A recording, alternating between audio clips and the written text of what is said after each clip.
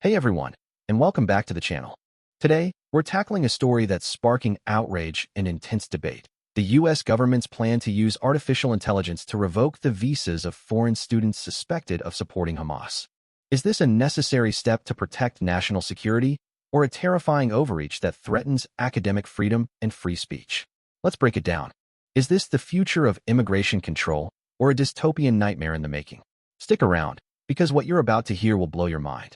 We will also dive into the ethical implications, technical challenges, and potential solutions. A recent poll shows that 60% of people are worried about this. According to an Axios report, the State Department is launching an AI-powered catch and revoke program. This program will scan the social media accounts of tens of thousands of student visa holders. The goal? To identify individuals who express support for Hamas or engage in what officials deem anti-Semitic activity. They are also checking news reports of demonstrations against Israel's policies and Jewish students' lawsuits. I know, it sounds like something straight out of a spy movie, right? But the reality is, this is happening now. The U.S. government is ready to implement this program. This might significantly change the landscape of international students studying in the U.S. You have been warned. Let's get into the nitty-gritty of how this AI system might work. First, we need to understand the underlying technology. This likely involves natural language processing, NLP, to analyze text and sentiment on social media. Think about it. The AI needs to understand sarcasm, nuance, and cultural context. It's not just about flagging keywords like Hamas. It needs to analyze the context around those words. The program could also use computer vision to analyze images and videos from demonstrations, potentially identifying individuals and their affiliations. Another crucial element is network analysis. The AI might map the connections between individuals, identifying potential networks of support or influence. This approach is similar to what law enforcement agencies use to track criminal organizations. However, applying these techniques to students raises serious concerns about privacy and potential for bias. One of the biggest challenges is ensuring fairness and accuracy. AI algorithms are only as good as the data they're trained on. If the data reflects existing biases, the AI will amplify those biases, disproportionately targeting certain groups or viewpoints. Consider, for instance, the black box problem, where the internal workings of an AI system are opaque, making it difficult to identify and correct errors. We can't forget about the potential for false positives. Imagine a student who innocently shares a news article or expresses solidarity with Palestinians. An overzealous AI could misinterpret their intentions and flag them as a Hamas supporter. The consequences could be devastating: visa revocation, deportation, and a permanent stain on their record. This is not just a technical problem, it's an ethical one. We are talking about someone's life and future. A recent paper titled Algorithmic Bias in Sentiment Analysis by Dr. Emily Carter at Stanford University highlights these risks, demonstrating how easily sentiment analysis tools can misinterpret cultural expressions and slang, leading to unfair outcomes. This is a serious concern, and we need to be aware of it. Now, let's dive into the heart of the debate. On one side, proponents argue that this AI system is a necessary tool to protect national security and prevent terrorism.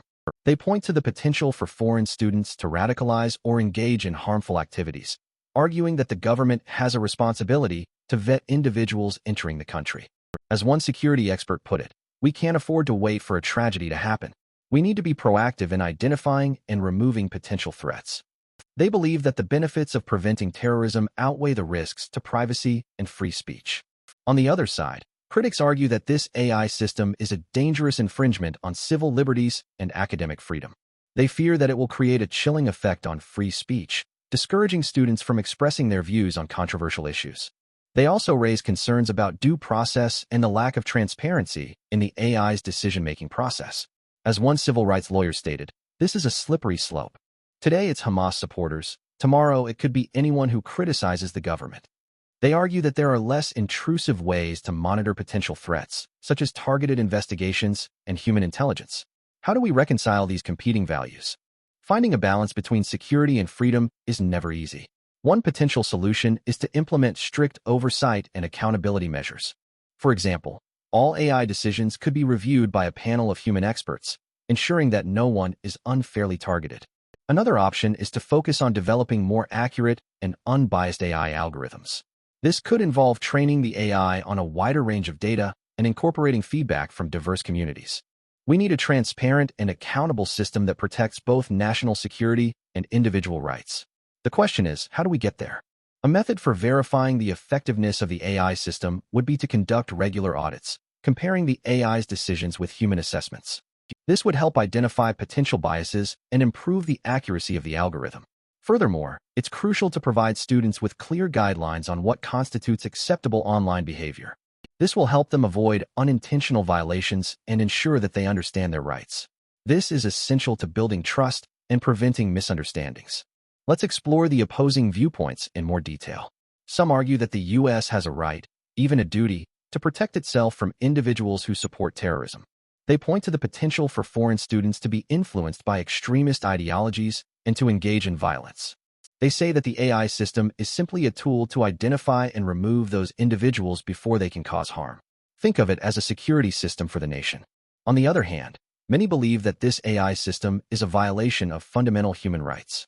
They argue that everyone has the right to express their views freely, even if those views are unpopular or controversial.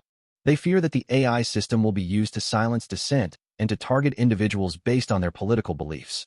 They also raise concerns about the potential for abuse and discrimination. This could create a climate of fear and mistrust on college campuses. How can we find common ground? It's clear that there are no easy answers. We need to have a serious and honest conversation about the trade-offs between security and freedom. It's not about choosing one over the other, but about finding a way to balance them both.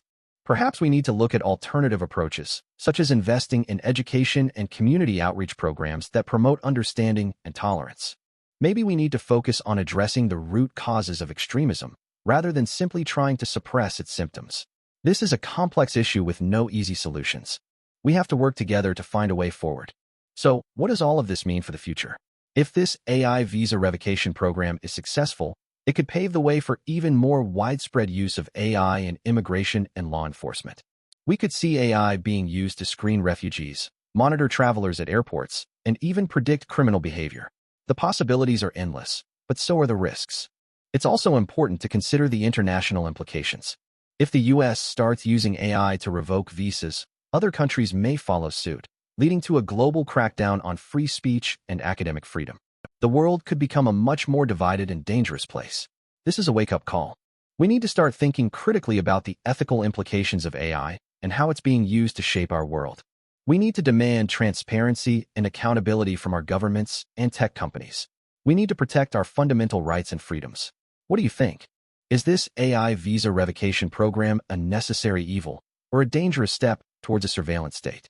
Let me know in the comments below. I want to hear your thoughts. And don't forget to like this video and subscribe to the channel for more in-depth analysis of the latest AI news.